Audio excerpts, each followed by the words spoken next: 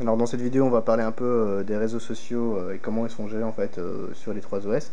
Donc je parle ici non pas des applications tierces mais directement de l'intégration.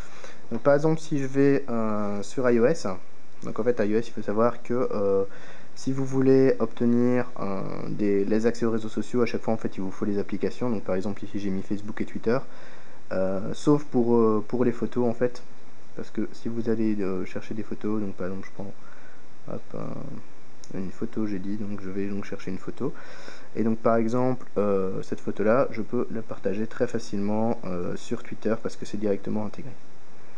Voilà, donc si je fais tweeter, hop, directement je peux taper mon message, c'est très rapide, c'est très facile. Voilà, donc comme ceci. Alors c'est exactement la même chose si je vais dans l'appareil photo, que je prends la dernière photo que j'ai prise par exemple.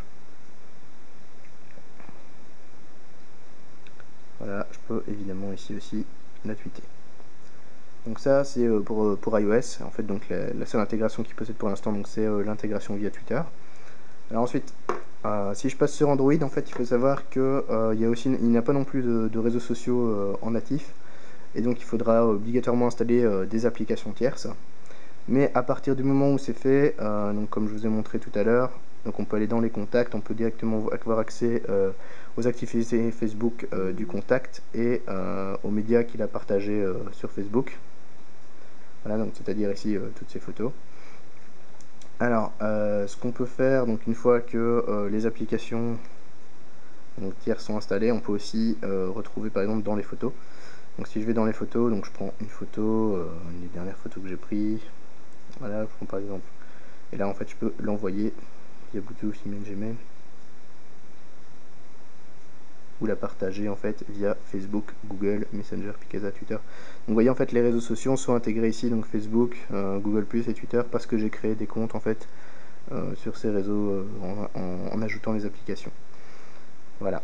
Alors une fois que c'est fait, on peut également utiliser ce qui s'appelle donc des widgets. Donc par exemple ici je peux ajouter un widget, donc je vais par exemple aller chercher le widget qui correspond au widget Facebook, et voilà, et donc ça me permet en fait directement de pouvoir updater mon statut, ou bien alors je peux mettre le widget Google+, donc ça me permet directement de partager des informations, des photos, tout ça directement sur le réseau social Google+. Mais pour ça, il faut obligatoirement installer les applications tierces, donc comme je l'ai déjà dit. Alors, maintenant on va passer sur Windows Phone. Donc là on va dire que sur Windows Phone, l'intégration des réseaux sociaux c'est vraiment un des points forts de l'OS. Donc on a vraiment une vraie intégration en natif. Donc en fait il y a une petite tuile que je vous avais pas montré tantôt, donc ça c'est la tuile Mi, donc qui permet en fait de publier directement un message sur son mur, donc sur tous ses réseaux sociaux directement. Ça permet aussi donc de suivre toutes les notifications de ces réseaux, donc comme ceci.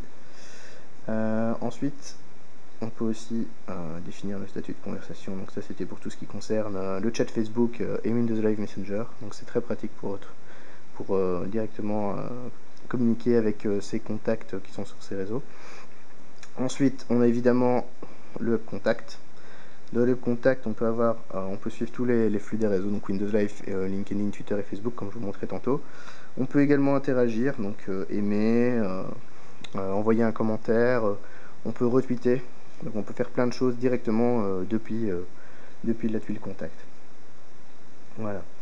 Donc aussi autre chose, donc si je vais chercher une photo, donc par exemple je vais chercher une photo, hop, je prends une photo sur la pellicule, je prends par exemple, voilà, ensuite je fais partager sur Facebook et je peux directement en fait taguer directement la personne, enfin, ou plutôt ici l'animal, et en fait l'envoyer sur Facebook direct.